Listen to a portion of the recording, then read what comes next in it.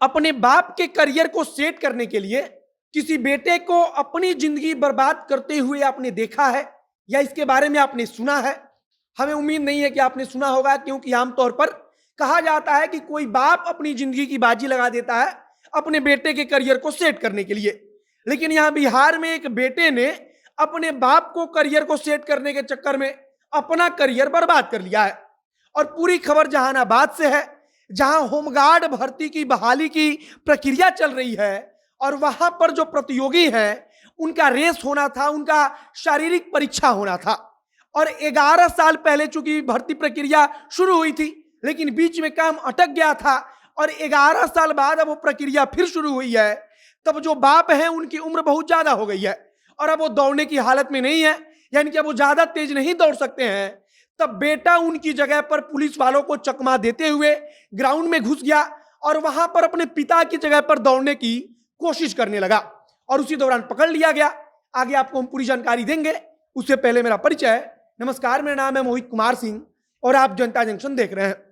कुछ वक्त पहले खबर आई थी कि 11 साल पहले जो होमगार्ड प्रक्रिया जो शुरू की गई थी, भर्ती प्रक्रिया, और जो अटक गई थी बीच में, उसको फिर से बहाल किया जाएगा, फिर से बहाली होगी होमगार्डों की।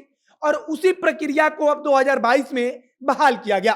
अब 11 साल बाद, यानी कि अगर 26 साल 27 साल की उम्र में किसी ने फॉर्म डाला होगा, तब उसकी उम्र आज 38-39 के आसपास हो रही होगी। और उसके बाद से अब इसी का परिणाम है कि अब जो बेटा है वो बड़ा हो चुका है और अपने बाप के करियर को सेट करने के लिए बेटा अपना करियर दांव पर लगा रहा है।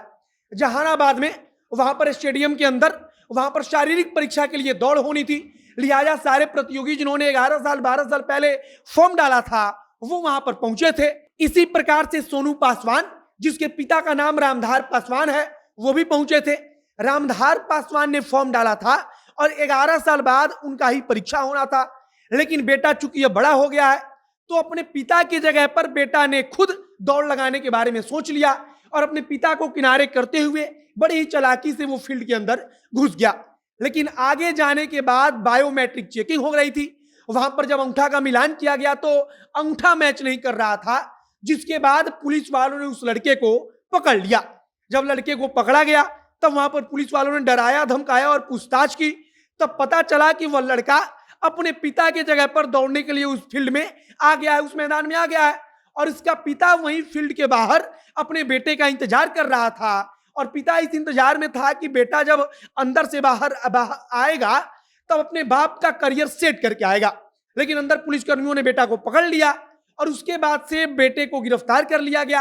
अब उसके ऊपर आगे की कार्रवाई की जा रही है और तब से यह चर्चा का विषय बना हुआ है कि अब तक जो बाप होते थे वो बेटे के करियर को सेट करने के लिए अपना करियर दांव पर लगाते थे, लेकिन यहां जहानाबाद में एक बेटे ने अपने बाप के करियर को सेट करने के लिए अपना करियर दांव पर लगा दिया। फिलहाल अगर हम होमगार्ड भर्ती प्रक्रिया की बात करें तो लगभग 11 साल पहले का यह पूरा मामला है, जब सरकार की तरफ से बहाली प्रक्रिया शुरू की गई थी। लेकिन बहाली प्रक्रिया किसी कारणवश अटक गई। सरकारी काम है तो वैसे भी अटकता रहता है। और फिर 11 साल बाद सरकार को याद आया कि होमगार्डों की भर्ती करनी है और फिर 11 साल पहले की जो भर्ती प्रक्रिया थी उसी को फिर से शुरू किया गया।